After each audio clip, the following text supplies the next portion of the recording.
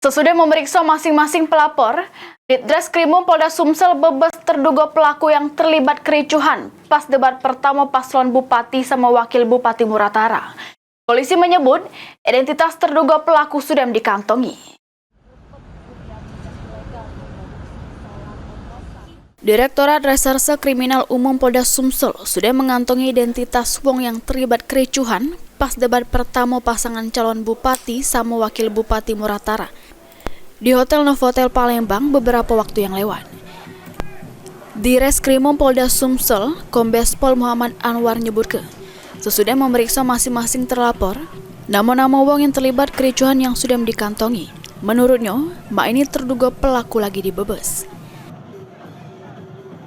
Semua masih lakukan penyelidikan, masih pendalaman, ya yang pasti di dalam ada di dalam persoalan waktu itu ada tindak pidana, kita kejar orangnya. Orangnya udah kita tahu, tapi lagi kita kejar.